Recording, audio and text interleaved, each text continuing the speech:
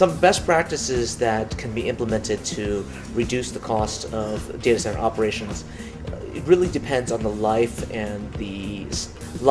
the size, and the age of a data center. In many data centers, I suspect that the lowest hanging fruit, the easiest things to do, have already been done.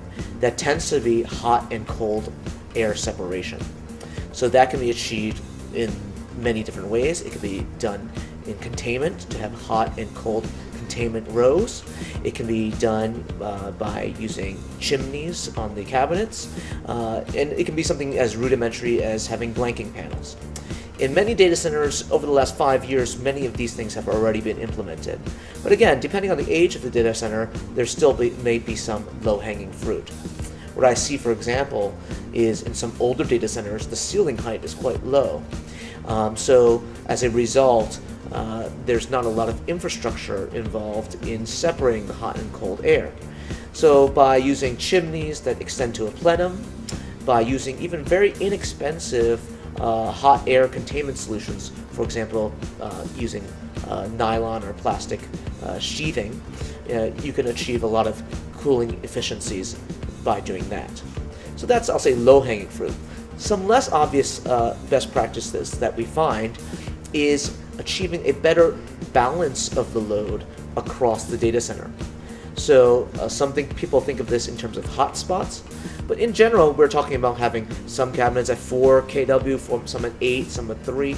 If you can balance the load and achieve a better equilibrium of the heat and energy load across all the cabinets, that enables you to increase the set point, increase the ambient temperature without hitting various thresholds from a temperature and humidity standpoint.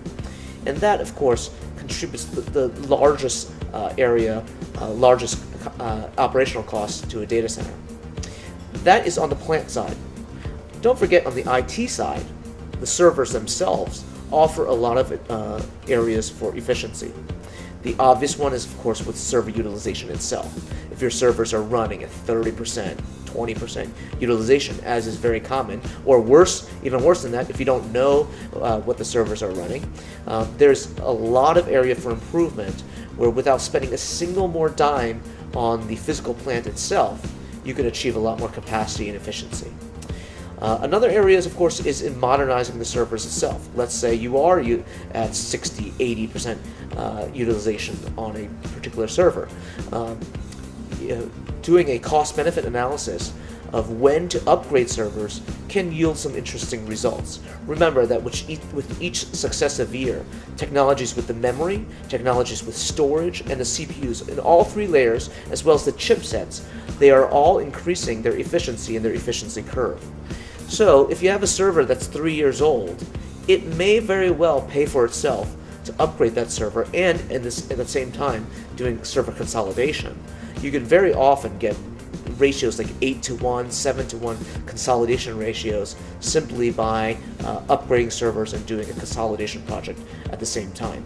So low-hanging fruit tends to be there: hot and cold air separation, balancing the heat and electrical load across the data center, and then the server utilization and server modernization are some of the key areas where, for relatively few dollars, you can achieve a lot of operational expense savings.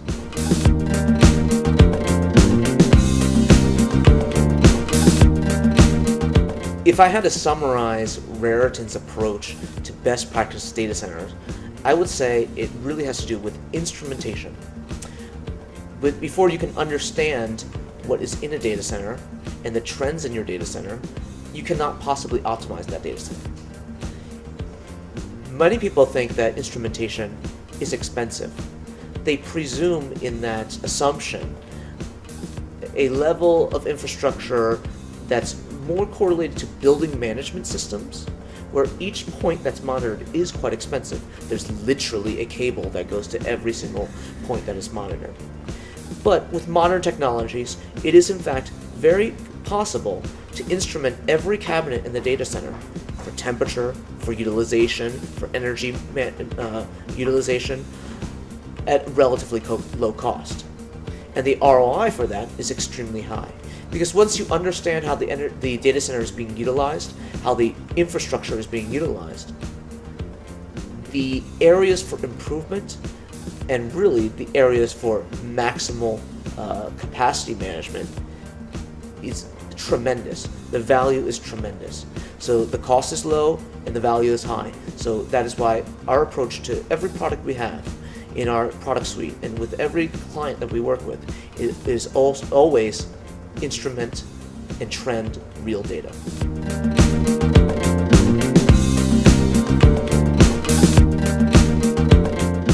The cloud is, of course, one of the hottest topics in the data center space. I'll start over. Okay. You have to wear slippers. Okay, I'll start over. The cloud is obviously one of the most key. I started better last time. The cloud is obviously one of the hottest topics in the data center space. Amazon, Rackspace, even the major providers, server providers, all have cloud offerings. Now, with the cloud offerings, of course, has pros and cons. One of the major areas that people are thinking about, particularly internationally, is one of data security. So once data is placed on the cloud, it is by definition not known where that data literally sits, where the actual bits held and stored. What government has jurisdiction over that data? So what we are seeing more and more with cloud is, I'll say, a selective approach to cloud utilization. Selective in vertical industries, so certain industries like financials will use it less, but other industries where you have general corporate needs might use it more, because there is, in fact, a very good ROI to using cloud computing. Another trend we see, of course, is with private clouds, clients building their own cloud. So you have a whole bunch of servers, and the infrastructure associated with those servers is just seen as one bank to be utilized. Then internally, you allocate that bank using technologies like virtualization to different business units.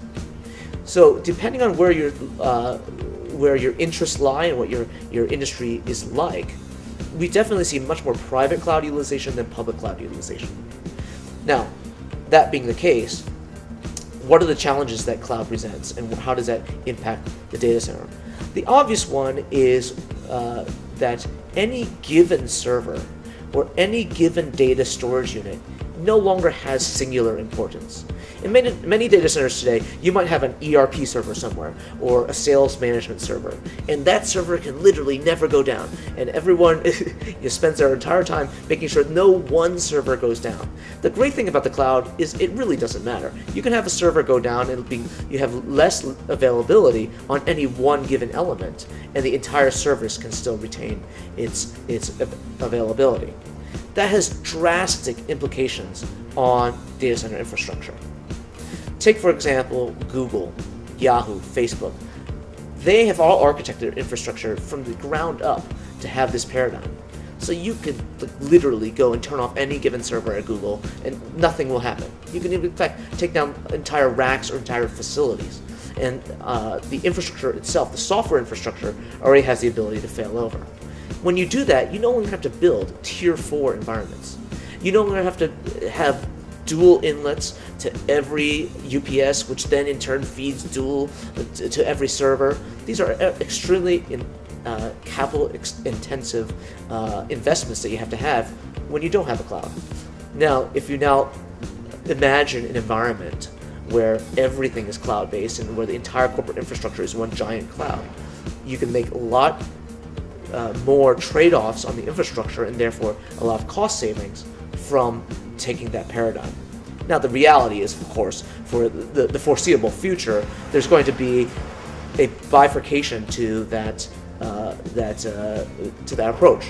There may be some elements to the data center that's going to still be, I'll say, the classical approach, where you have to have a tier 4, and there's going to be some areas where you have to have you can have a lower tier 2 or even tier 1 approach. So what's a good challenge and an interesting challenge for our industry is how to have one data center infrastructure that can apply to those two different paradigms, a private cloud paradigm as well as a traditional paradigm.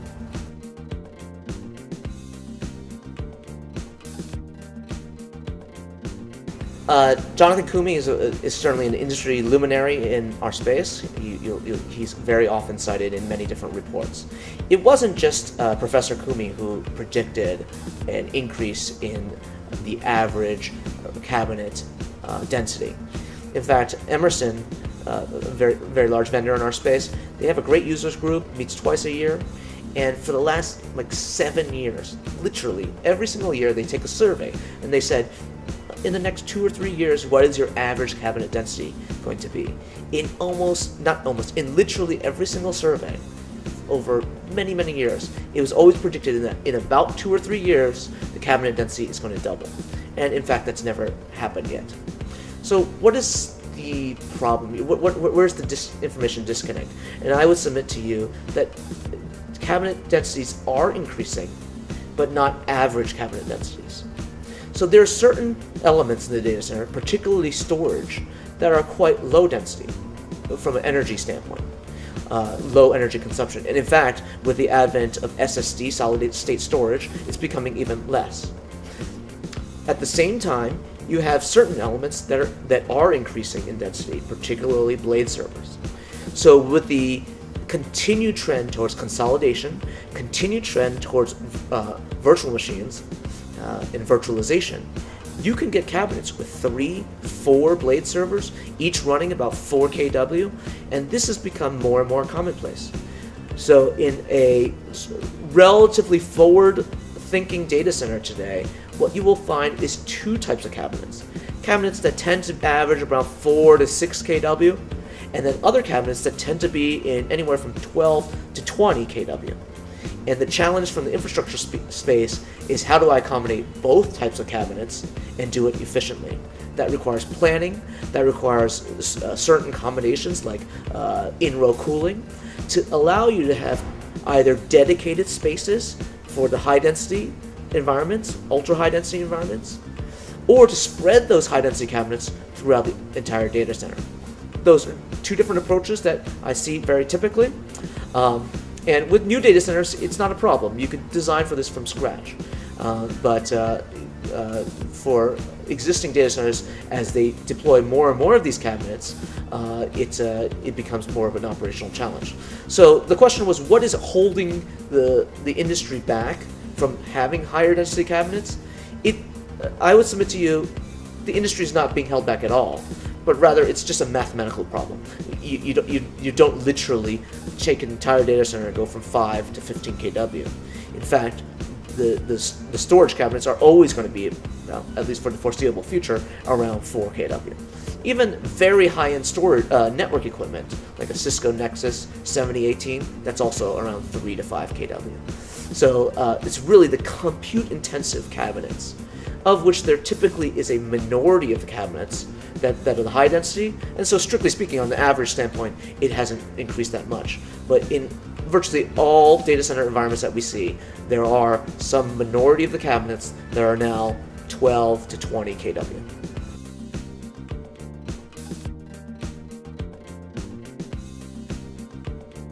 The trend towards moving away from mechanical refrigeration is certainly undeniable. We have the pleasure and the honor to work with some of the largest data center users on Earth, and given how much it costs to cool equipment, they have obviously moved their data centers to places where both electricity is inexpensive and where economizers, or I'll just say free cooling, is possible. Free cooling comes in many different forms. It could be something like evaporative cooling, where as air comes into the data center, there's a mist of water. This is a very rudimentary explanation that comes into the cold air, and just using just a very small amount of chilled water, or in some cases it's just tap water, really, recycled water, you could cool the entire space. Now, of course, this depends on geography, right? So in the Indian market, this may or may not be possible, depending on where you're located. So then the questions come, it merely comes down to a cost-benefit analysis of geographic location versus, I'll say, operational and privacy issues. Let me give you an example. One of our clients, they have their corporate headquarters in one particular town, and their data center is about a 4-hour drive away. One of their largest data centers, around a 4-hour drive away, or a half-hour, 45-minute flight. So there, it's very convenient. Customers and internal customers can get there very easily, and they can make use of free cooling while still being operationally close. It's all within the same national jurisdiction. Then in other markets, you might have the case where, for example, in Australia, you could certainly find locations where free cooling is possible. In India, it's likely not possible. I'm certainly not an expert in the geography, but it's a big country. You might be able to find a place. I don't know the geography well enough. But if it transcends a national border, then you have questions of privacy and ownership of the data, similar to using a public cloud. It's very similar. Now you're building a private cloud, which is effectively what a data center owned and operated is. What I see a lot happening is a trend towards, of course, co-location, or wholesale co-location, or retail co-location. The great thing about co-location is you've shifted the refrigeration problem to somebody else's domain. And they, of course, have all the economic incentives to make refrigeration as low cost as possible. They will figure out the best place to build the data center. They will figure out the best way to cool the data center. And effectively, that's all been incorporated to your negotiated rate at the data center itself.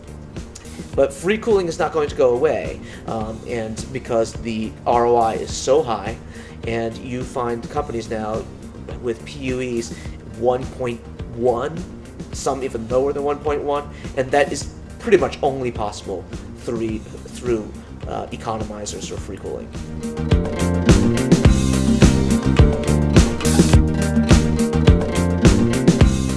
Container data centers are growing in popularity, but limited in application. The reason is because the architecture of a containerized data center is such that it's very much oriented towards high compute clusters, high computational clusters. What do I mean by that? When you buy a containerized data center from any of the vendors, the physical shell, the cooling, the close-coupled cooling, everything associated with the physical nature of the product is very much oriented towards maximizing that investment per kilowatt, per megawatt. So what that means is a containerized data center tends to be very cost ineffective for storage, and it only becomes cost effective for high compute cycles. So Hadoop clusters, compute clusters, or you might do high performance computing. In all those cases, a containerized data center is both flexible, relatively cost effective, and it is a very good solution to the problem. But once you deviate from that particular problem, a containerized data center is not necessarily the best solution. So what we find more and more are clients having a hybrid approach. They might build a data center with a traditional white space data center, and then have some what they call parking spaces outside with with the chilled water and power feeds already available to put containerized data centers, deploy them for the high compute needs, and then use the traditional white space for basically every other need. So we find that becoming more and more popular, a hybrid model, and where you might find more exotic containerized data centers tends to be a relatively specialized application, like Hotmail or MSN or certain applications where it's very homogeneous. You're trying to do one thing and do it at a very large scale. In those cases, containerized data centers tend to be a very good application.